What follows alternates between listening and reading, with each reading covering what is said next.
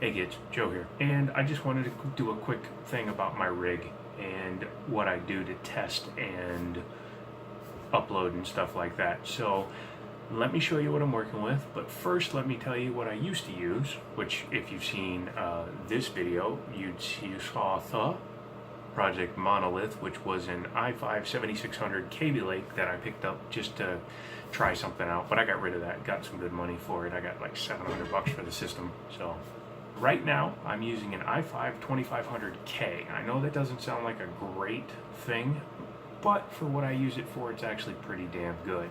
That never gets used, by the way. It just sits there, looks pretty, does nothing. Yeah, so without further ado, let me show you what I got. So this is my old NZXT case. However, I did a couple of things. Number one, I had the puck left from the old NZXT S340 Elite case, and if you split it in half, you can actually hang two headphones from there. So that's what I do. This one connects to my phone when I'm using it, or to the computer when I'm using the headphones that I was just wearing for other things. So yeah, as you can see, she has no problem being cool. This is a wire mesh, which I did for $4. I grabbed an old screen, cut out the screen, and attached it to here, just to keep anything big from going in there. Also, it actually, believe it or not, promotes a little bit of airflow to go this way, because not as much is escaping this way. In fact, my hand is up here, and there is actually quite a bit of airflow. Let me show you real quick with a piece of paper. So, yeah. Plenty of airflow coming out of this system. Now, it uses a Cooler Master Hyper 212 Evo with two fans pushing this way into the exhaust fan, which pushes that way, but I also have an exhaust fan going that way. Underneath it, I'm screwing around with the GTS 450. I replaced all the thermal paste because I decided to overclock the snot out of it and see how long it would last. That vents down, of course, and it actually vents down here, where it actually just either vents out the back, and also I mounted the power supply upside down. You can't see it because it's in the basement anyways, but it's upside down, so the fan is pulling air and shooting it out. So that's working really well. That SSD is not hooked up. That's an OCZ 120 gig. I got that when I got that board from a kid for almost nothing. As you recall, I had an R9 280X in there. I got rid of the 280X because it basically got me the money back for the whole system. And yes, I'm using 3 different kinds of RAM. It's working fine. Shut up. So that's basically the computer rig. Now for programs and things that I use.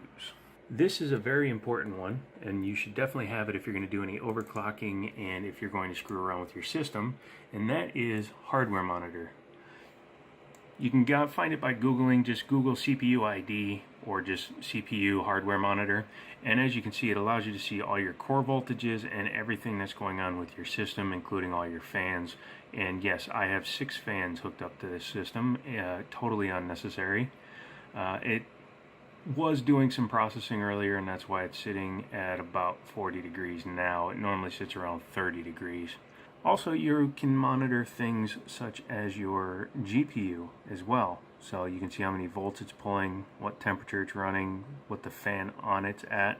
The other thing I use is in the folder that says work, obviously CPU ID, which allows you to see all your information, see what everything's working at.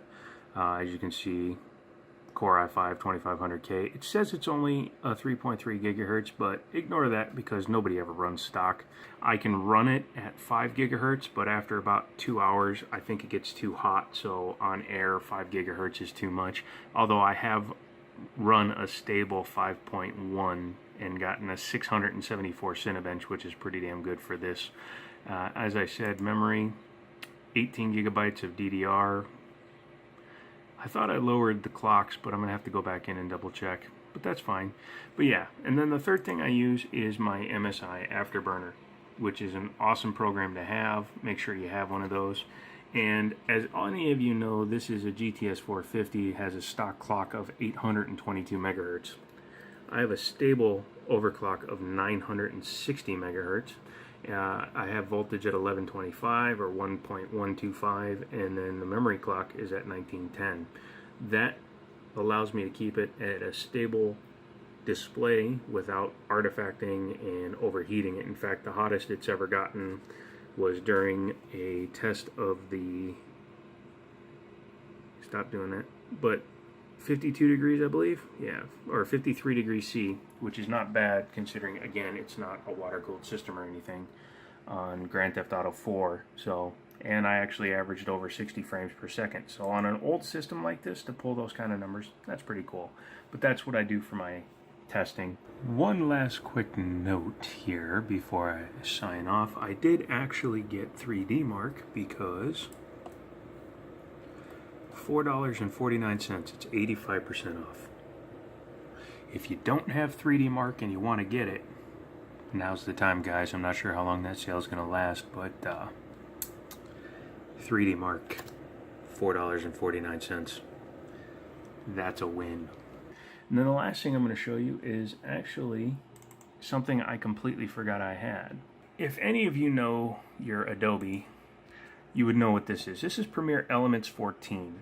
I forgot I even owned this. I got this when I was working at Manassas Chevrolet, and what Elements does or allows you to do is it's kind of like a cut down version of Premiere. However, for the stuff I do, it works very well.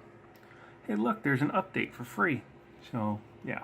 So, that's what I use on a daily basis. It works well. It does everything I want it to. It plays the crap games that I want to play. And in fact, it'll run better games too.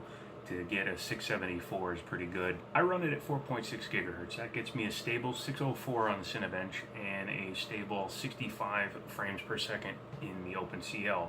Is that great? No, not really. But it's stable and it works well. And in fact, using Adobe Premiere Elements, I was able to upload the video you saw yesterday in about the same time it took to film it, so a little bit over 3 minutes. And that's pretty good considering that the i5 does not have multi-thread. It's 4-core, 4 threads. If it was a 4-core, 8-thread processor, it'd be pretty damn impressive. So I'm happy, it works well. That's all that's important. Anyways, that's about it. If you have any comments, leave them down below. If you have any questions, leave those down below. If you haven't subscribed to the channel yet, go ahead and do that. Also, become a Patreon, and you can influence the channel a little bit. Veiny hands from typing. Also, I'm going to put up a couple of videos. Right about in there.